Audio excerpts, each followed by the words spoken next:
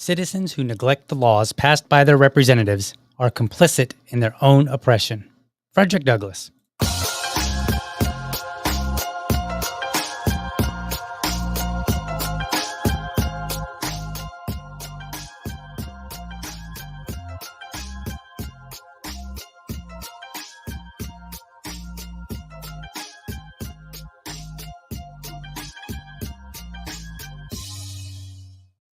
All right, good evening. Welcome to an evening edition of the Liberty Dad podcast, a discussion on politics and culture. I'm your host, DL, America's most objective libertarian. If you're tuning in live, thank you so much for giving me your time. All right, really quickly, let's get a couple announcements out. Normally, I don't stream in the evening, but we are wrapping it up for the month. We're trying to hit all of our cool numbers. You know, it's the way it goes when you're trying to grow and get subscribers and followers and make some money. You eventually get to where you have metrics you got to hit. So that's what we're doing. And we're actually not doing that bad. So much better than prior months. Just keep rolling along, doing the best we can, hitting the metrics, delivering you hopefully good content. That's up to you. You let me know. So what do we got? Tomorrow, I will be again streaming 7:30 a.m., but I will not be streaming tomorrow night. I will actually be on somebody else's podcast. So look forward to that. I should be able to put that information out maybe in the morning. We'll find out. I'll reach out and see if they have that set up yet or when they will have that set up. But Thursday, come Thursday, you can find me 7:30 a.m. and then 7:30 p.m. And then after that, that will be the end of the month. I will, with any great luck, I will have hit all of my metrics. And once I hit my metrics, it'll start all over and we'll do the same thing again. What I've been trying to do is kind of front load all the metrics, get as many in early on so that I'm not kind of doing the crunch time thing. But we are a small channel and, just the way things are, sometimes to grow, to get where you want to be, you got to put in a little extra time. So that's what we're doing. Speaking of the channel and growing, please help the channel. If you're a fan of YouTube, then subscribe to me over there. Make sure you hit that bell. Check it out so that you can watch the show. If you're more of a Rumble fan, why don't you go over there, follow me. In addition, make a free account there and drop me some comments in the live chat. That's what really helps out. The new metric they gave all the creators this month on Rumble, they're like, oh yeah, not all of them, but all the ones that are in the program, this Rumble creator program, all of those, they were like, yeah, guess what? You need 20 chatters this month. And if you're a big channel, that's not so hard. But if you're a small growing channel, it could be a bit of a challenge. We're getting there.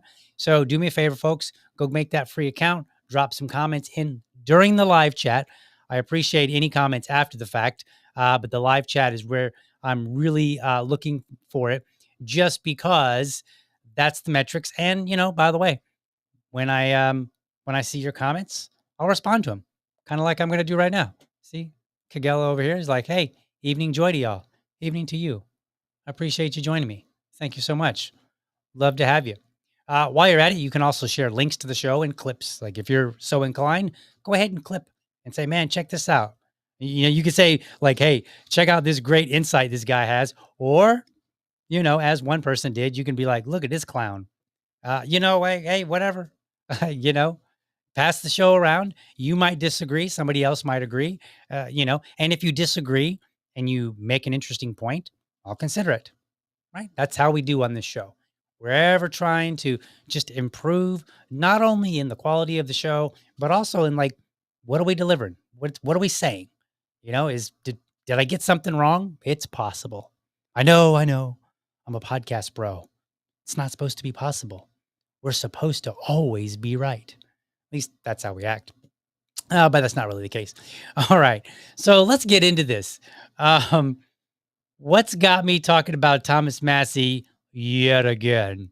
Honestly, of members of Congress, of representatives, Thomas Massie is one of the very, very few that, I don't, I almost wouldn't mind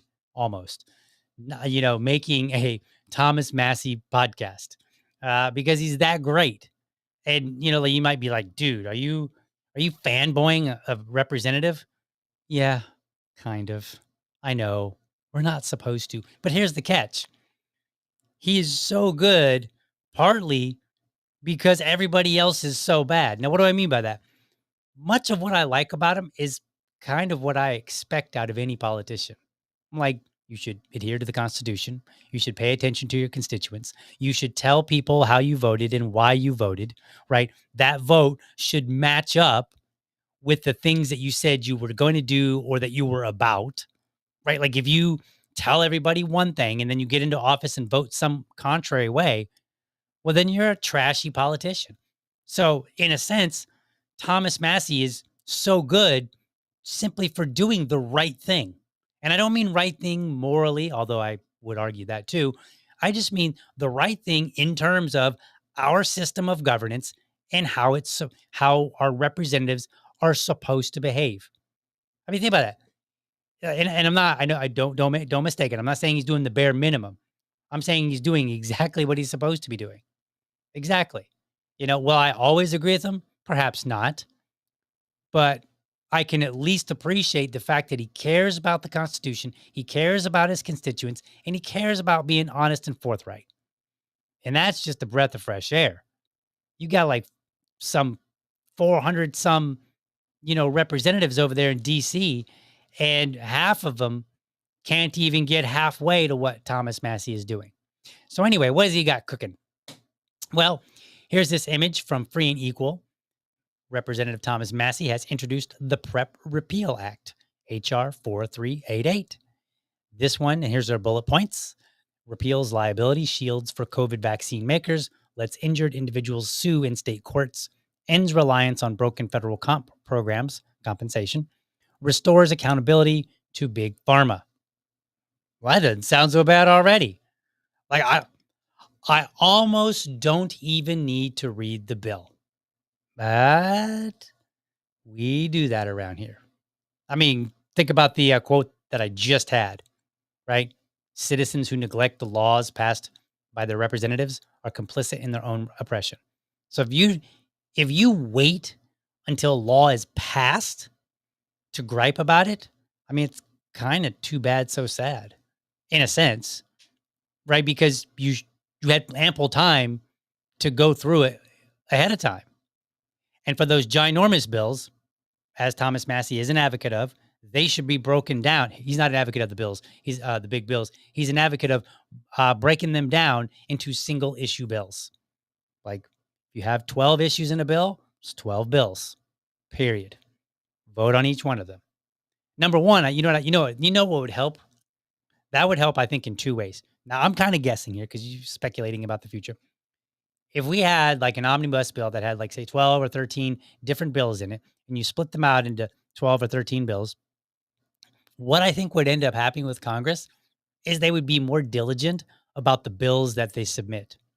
But I mean, I want you to think about it. Like, if you can if you don't have to argue and debate on every single one of them, and you can just kind of argue and debate on one massive one, and then you can focus on the things that you want the citizens to know about, well, then that makes it easy to pass a whole lot more legislation and you get away with it, right? And then you also get all the fun stuff that Thomas Massie and others have pointed out, which is they'll put something in the bill that's kind of benign in the sense that like most people aren't going to argue with it.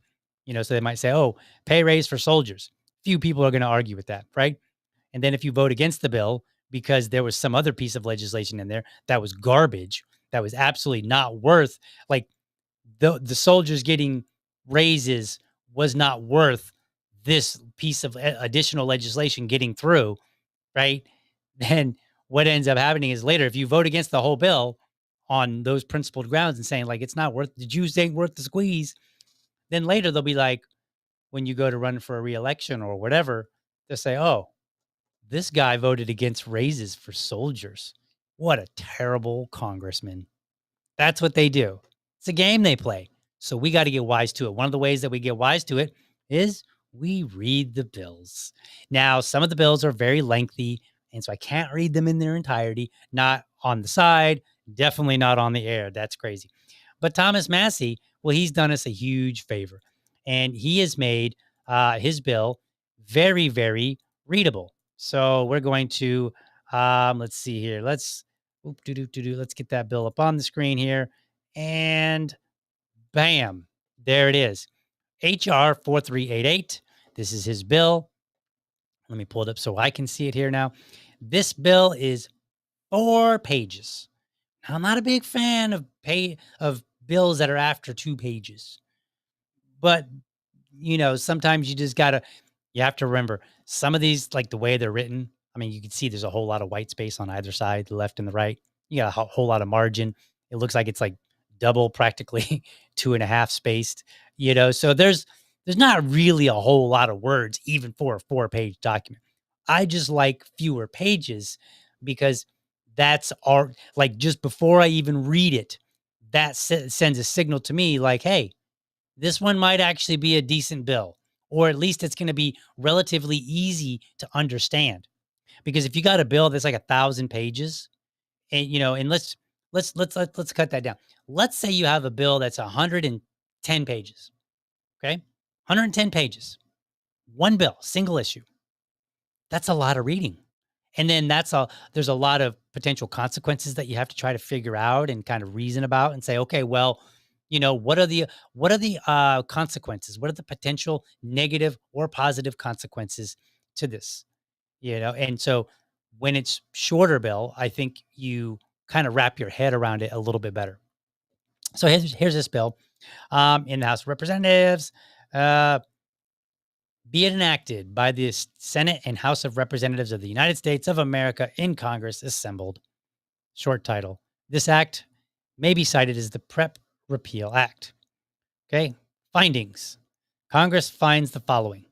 Liability shields granted under Section 319F-3 of the Public Health Service Act have undermined public trust and accountability during public health emergencies. Okay, we're going to talk about that in a second. The ability of citizens to seek redress for injury or harm is a fundamental principle of justice and due process. The Public Readiness and Emergency Preparedness Act, commonly referred to as the PrEP Act, has enabled regulatory capture and legal immunity for pharmaceutical manufacturers at the expense of individual rights. Okay, like, yes, I agree with this already. And let's do this real quick. Let's take a leap over to Thomas Massie's website, and let's take a look at his press release that he put out, because I think there's some interesting things there. So here's his press release. This was on July 15th. Representative Massie introduces PrEP Repeal Act to end what he calls, quote, medical malpractice martial law. All right. So we'll skip down here. The PrEP Act is medical malpractice martial law, said Representative Massie. The 2005 PrEP Act, that's how old this is, prevents people from holding corporations accountable for the pain and suffering they cause during presidentially declared emergencies. Americans deserve the right to seek justice when injured by government-mandated products. The Repeal Act will restore that right.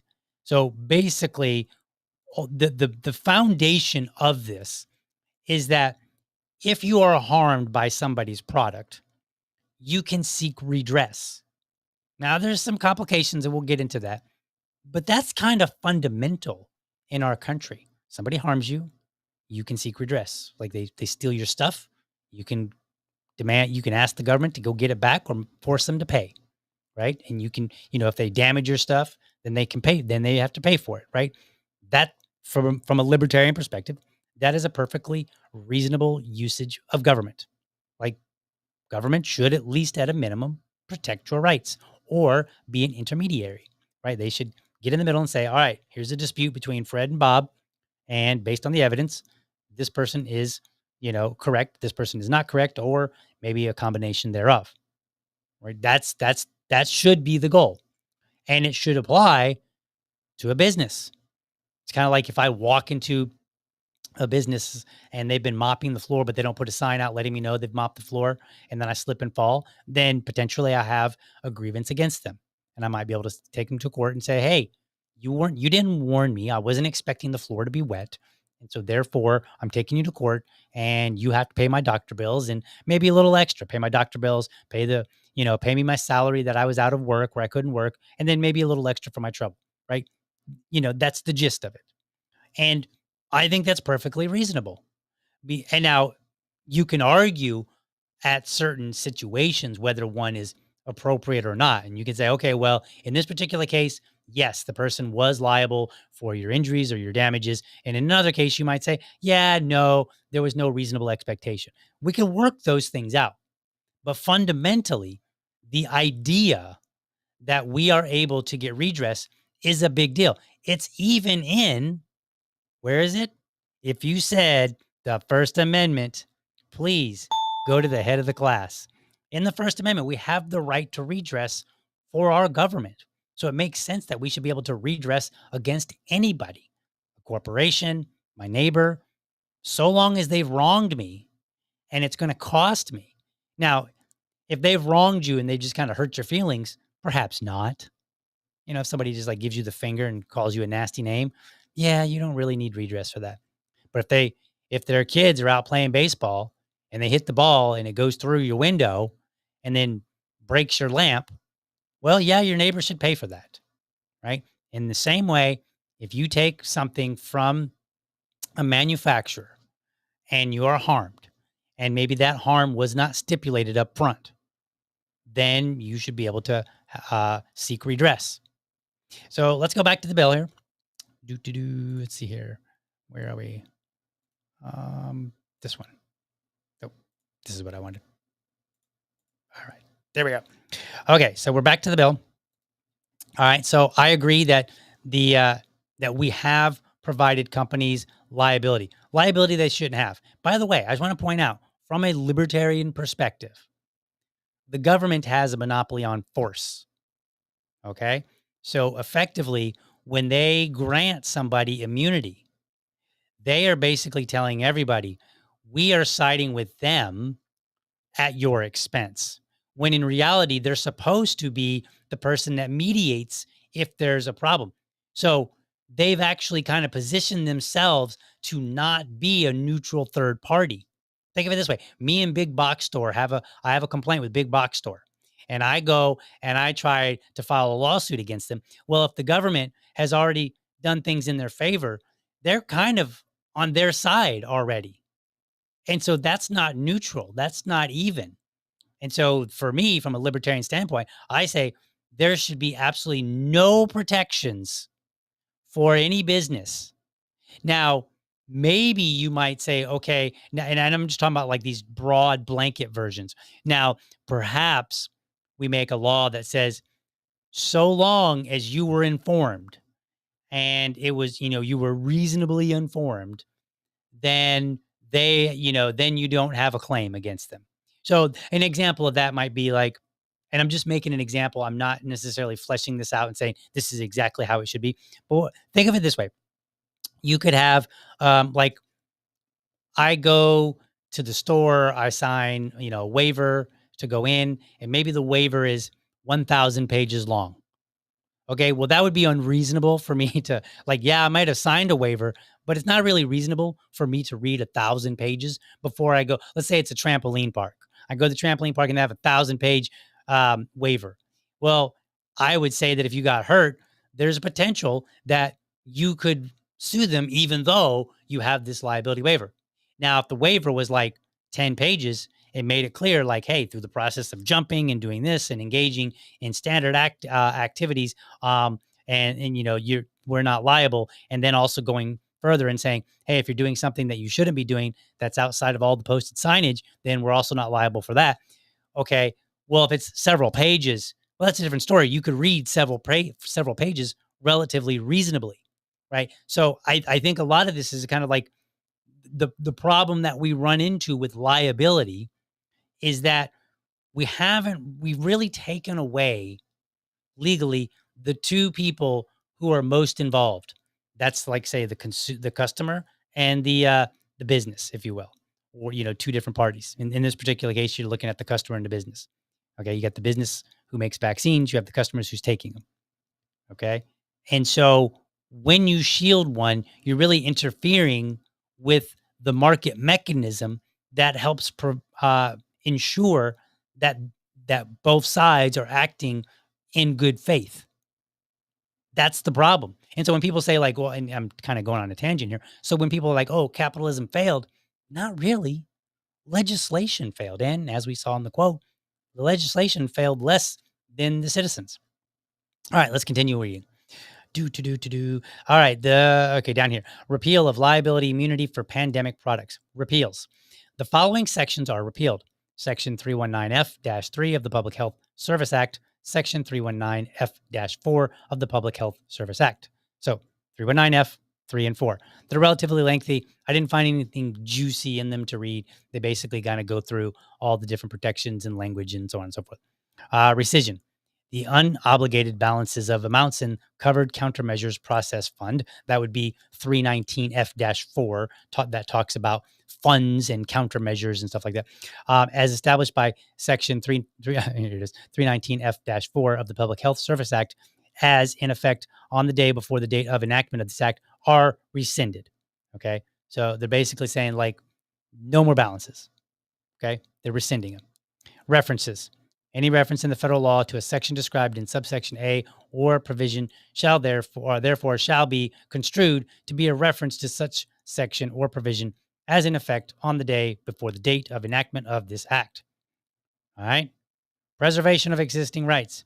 Nothing in this act shall be construed to limit the ability of any person to pursue civil remedies under federal or state law for injury or harm arising from the development, administration, or distribution of any drug or device, as such terms are defined in Section 201 of the Federal Food, Drug, and Cosmetic Act, to biological product of the Public Health Service Act, covered countermeasure of the Public Health Service Act, as in effect on the day before the date of enactment of this act. All right. Sounds like a lot. Basically, they're saying like, look, drugs or devices, biological products, or covered countermeasures. So there are these countermeasures in there that the government has that you can talk about, like, say, shutting businesses down, so on and so forth. And so they're basically what he's doing is he's saying like, look, here's this legislation that will say if somebody was harmed through one of these things, they have the ability now. They have the explicit. I don't want to say permission, but if this legislation were to pass, they would be explicitly covered to go and get redress, to file a lawsuit. And the businesses couldn't just go, we got liability. They would actually have to address it. Now, there are complications with that, so don't get too excited just yet. And a lot of people in Congress don't really want to play ball with Massie, because for as much as they like to say that they're conservatives, they're not really. They're not. This act, including the repeals under Section 3A, shall only apply with respect to actions, claims, or proceedings that, on the date of enactment of this act, are pending, including actions, claims, or proceedings for which the right of appeal has not been exhausted. or are commenced on or after such date of enactment. In other words, you can't go backwards. So there's no retroactive. Okay, the lawsuit that you tried to file doesn't count anymore. You have to do a new one. Then it has a Severability Act, which basically says if one thing is stricken out of here or found to be unlawful, that doesn't include the whole thing isn't wiped out. That's all that means. So that's the bill. That's the bill review. How simple is that? Like, shouldn't all bill reviews be that simple? You could just like read it and literally like we're 25 minutes into the show, for which I spent the first few minutes talking, so we've spent like what, 10, maybe 15 minutes all together just reading the bill. Now we're not done yet. We got some more. There's a little bit more here that we can look at. I want to look at this Reason article and, I don't know, maybe I'll read the whole thing. I don't know. Maybe I'll just read the portions that I thought were interesting. Let's see. Let's pull this up here and we'll go here. Why are you not showing up on the screen? Oh yeah, that's why. That would help. All right, there you go. Weight loss by hers. Ads, you got to love them. All right. Thomas Massie's new bill would let people sue pharma for COVID vaccine injuries. There's a little bit more information in here that you didn't know, that I didn't know. Federal liability protections currently prevent people suing COVID-19 vaccine makers and instead require them to request compensation from a program that's covered only 39 COVID vaccine injury claims. 39, that's it. Now you might say, well, that's not too many. That might be a lot. Like, how many have been submitted? We'll get to that. Several years after the COVID-19 vaccines rollout, the only federal program that provides compensation for COVID vaccine injuries continues to process claims at a snail's pace while rejecting most of those claims that it does decide. As of June 1st, only 39 people have received compensation from the Countermeasures Injury Compensation Program, CICP, for a COVID-19 vaccine injury. It has rejected another 4,338 claims. Now I have to ask, is that how we got the number for 43388? Because my impression was that when a legislator submits a bill, it's like there's a process for which it gets a number. So now I'm like, can you just choose the number? Or was this wild happenstance that the bill number is 4338? Oh, you know what? I take it back. No, I misread it. I hate when that happens on the show live, but hey, we all make mistakes. So 4,338 claims, but the bill number is 4388. That's funny. Okay, caught me. Some 9,423 people are still waiting for the federal government to even review their case. 9,000 people are waiting to be reviewed. And if this trajectory goes, then you can expect about 80 more people, roughly, right, out of 12,000 people. So less than 100 probably based on these numbers, 39 and 4338. When you do the math, hopefully I did it correct. Don't want to make mistakes on air. But from my vantage point here, the math tells me about 100 people can be expected out of 12,000 claims. Now, maybe, and look, if your claim is not good, you should not get compensation. That's just a fact. And I'm not going to suggest that all 12,000 are legit, right? Like, people might have got injured and for whatever reason, maybe the injury wasn't as big of a deal. Maybe they they assumed that it was because of the vaccine, but it really wasn't. Whatever. So these, but they should be investigated. Let's see. Let's scroll down here. Passed as part of the defense spending bill. Defense spending bill in 2005. Now, what do you think about this? We had a spending bill to spend money for defense. You would think that means like buying fighter jets and paying soldiers and, maybe buying some more tanks, paying for some bases.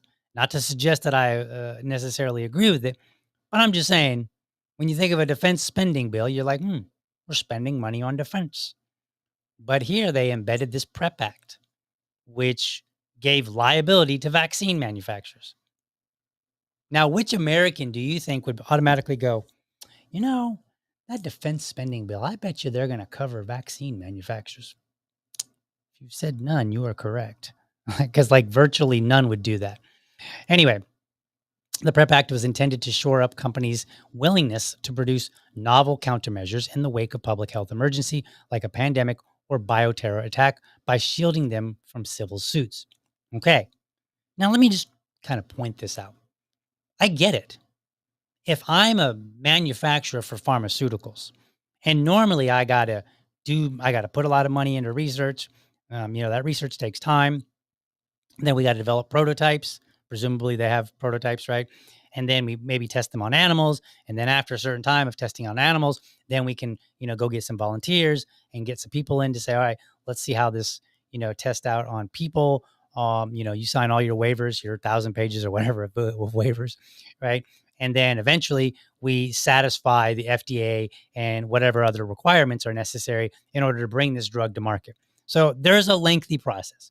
And so if you're going to shorten that and you're going to say, well, like, let's create something novel and new so that we can address this thing that just popped up out of nowhere, seemingly popped up out of nowhere, at least as far as the public is concerned, right? Like one day they're dealing with it, or even 1 month, you know, it's hush hush, it's quiet. Then the next month, all of a sudden we're like, oh my God, we have a pandemic. That's about how it played out. So I get it.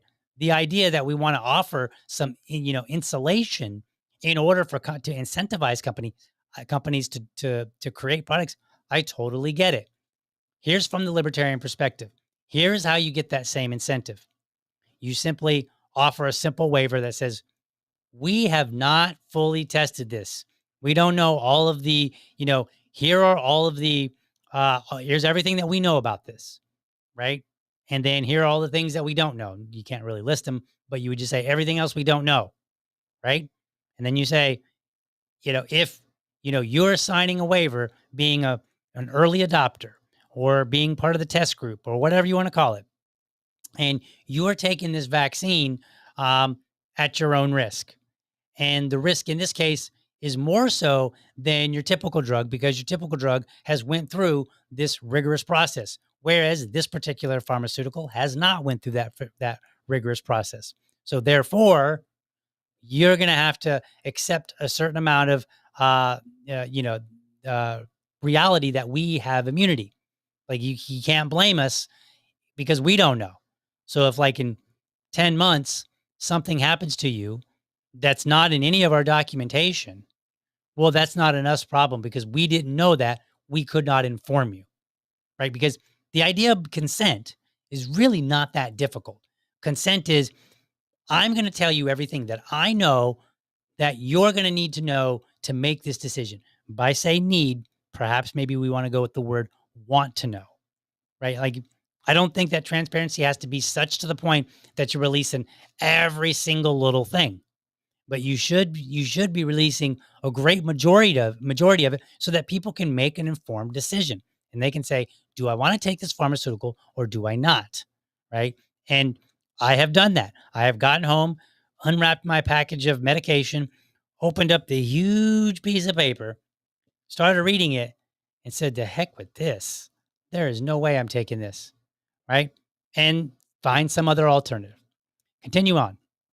The law allows the Health and Human Services Secretary, HHS, to issue blanket liability waivers to countermeasures produced in response to a public health emergency. People injured from a covered countermeasure can pursue compensation through the CICP, but they can't sue in state court. Now, we could have something like this that's not government run. You could have all the pharmaceuticals and they could get together with the third party and they could just simply put in money and they could have this private CICP. Okay. And so if you're a person that took, say, the new novel vaccine that we didn't know a whole lot about, it hasn't been through all the normal testing, but you took it and then you determined that you had some problems.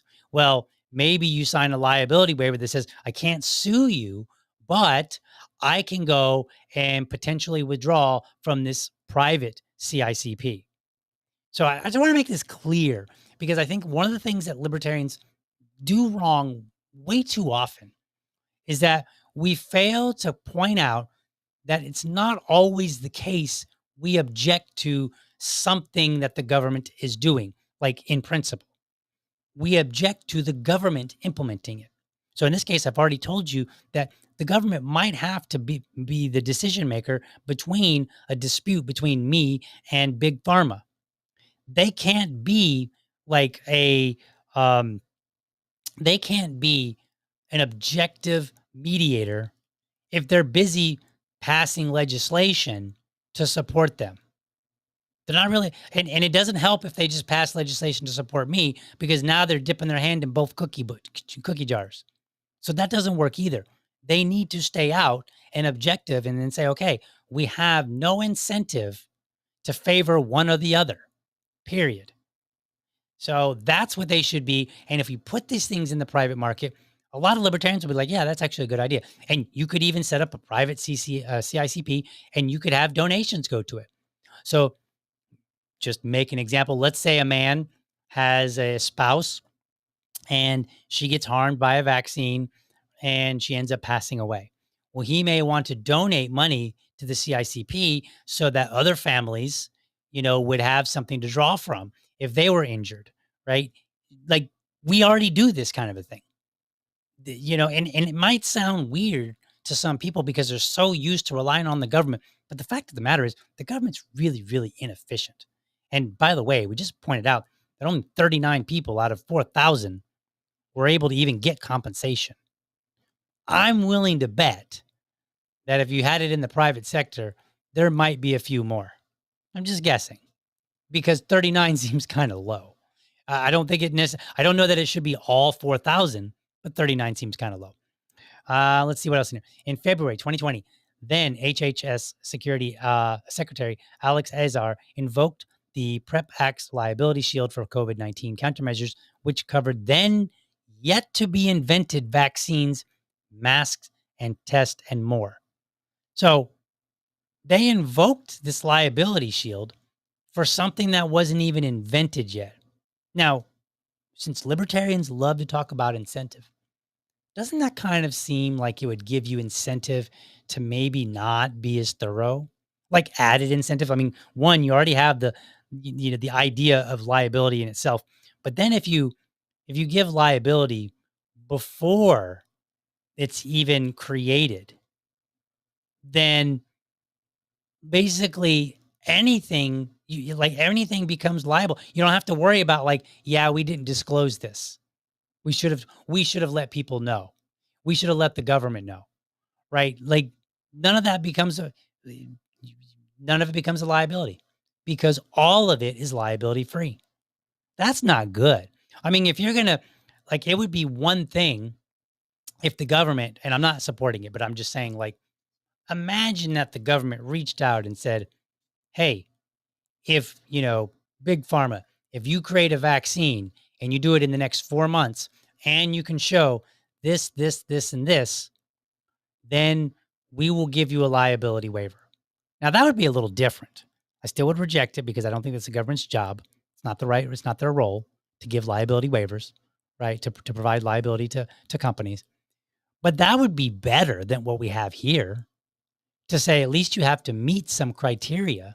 You do it in 4 months and you got to at least test it on rodents, or you got to at least do this, or, all those big brains that kept saying things like I am science or trust the experts, perhaps they could expertly come up with some better ways to run our country and to provide incentives.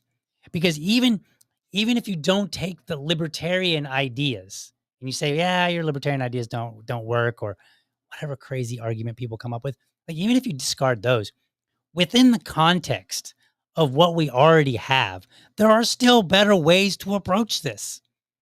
Like if nothing else had changed, if Massey's bill only said, I'm going to submit legislation that if passed will say that nobody gets a liability shield without meeting certain requirements. And here are the requirements when it comes to pharmaceuticals, during a pandemic, you know, and then you could maybe even have a provision for additional or whatever, right? But if he just had a bill that did that, that would be better than this by a long shot, because it would at least incentivize them to have done certain things before they got the liability. Once you get the liability, you can just do whatever, and you can be like, yeah, I didn't know about that, or whatever. Look, when people are trying to game the system, there are ways. And there are ways even in a libertarian context. It's not that it's foolproof. Let's see. I think that's everything that I wanted to read out. There's nope. Here's so I should have I should have highlighted more, but I didn't. Um, Dreisbach says that Massey's bill would offer little relief to many people who suffer a COVID vaccine injury during the main vaccination drive in 2021 because state statutes of limitations on personal injury lawsuits are typically 2 to 3 years. So this is really it's not gonna help people early on. Where federal liability protections on COVID vaccine makers lifted, people who'd suffered a vaccine injury in 2021 likely would be prevented from suing in 2025. Okay, that's fair. I get it. I understand. We have a statute of limitations. Um, I have this is why we shouldn't have had it in the first place. Because don't you think about this? Let's imagine that later on we all get together and we say, you know what? Turns out that was a really bad idea, and people should be able to sue even for just a little bit of money. Well, now we have other laws that we have to change, and it becomes a bit more complex. See, this is so you can't just, it's not as simple as saying, let's do this, we'll deal with the effects later, because the effects later could be more complicated than they would have been in the first place. Even if they weren't, state civil litigation is a long, uncertain process, says Renee Gentry, director of the Vaccine Injury Litigation Clinic at George Washington University. Here's what I wanted to get to. It's not easy to sue manufacturers. If you think the federal government is hard to go up against, try going up against Merck, she said. It's inherently difficult to prove causation in medical settings, says Gentry, particularly in civil litigation where you have to show fault. Under the Supreme Court's Daubert test, vaccine injured individuals could be prevented from introducing certain types of scientific evidence in any civil trial, she adds. Now, the Daubert test, basically a legal standard used in federal courts and some state courts to determine the admissibility of expert witnesses under federal rule of evidence, established by the 1993 Supreme Court case Daubert versus Merrill Dow Pharmaceuticals. Basically, it ensures that scientific evidence is both relevant and reliable. Judges are basically acting as gatekeepers, evaluating whether the testimony is based on scientifically valid reasoning and methodology. I just wanted to kind of give you an idea what that's about. Okay. You can go look that up. It is not the topic for tonight's show. I'd have to go and dig through that court case and identify what happened, what was the decision, so on and so forth.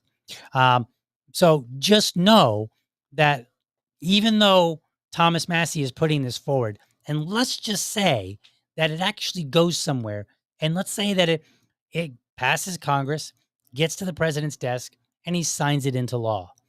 Don't cheer just yet. I mean, it's a good start, and I applaud him for doing this, and he's absolutely right. We should do this, but just know the fight isn't over yet. Okay? So we have to keep that in mind. Our laws are complex, unfortunately. That's why I do the bill review, so that we can all kind of get a gist of what's going on. And if a lay person like me, I'm not a lawyer, if a lay person like me can identify potential problems and pitfalls, then what does that tell you? That tells you maybe we need to be a little bit more rigorous before we pass legislation. That's what that tells you. Okay. Where are we with the show here? Okay, I'm not seeing any comments that I need to address. So we are 43 minutes in. Now comes for the sad part. Where's my sad trombone? I know I've got one here. Let's see. Let me put the sad trombone up. That is this button right here. This is the sad trombone, because now I probably should have, whatever. Because now I'm going to flip over to Rumble Premium. So if you're a Rumble Premium member, you get to watch the next part. If you're not, I apologize, but I have to do Rumble Premium. It's part of my requirements, right? And I got to meet my requirements. Now, I'm walking through the platform for Zohran Mamdani, and I will start putting out, I'll get a little bit more diligent this week, and I'll start putting out more stuff that I've already done publicly so that you can watch it. I have put out some stuff on social, not on social, well, yes, on social media, but on YouTube and on Rumble. Go check them out. Go scroll through and look for them. You can find them. I've done several things, but now is that sad part where we have to go. We have to say goodbye. And I'm going to flip this switch. So there we go. And goodbye. See you tomorrow morning, folks, if you're not able to stay.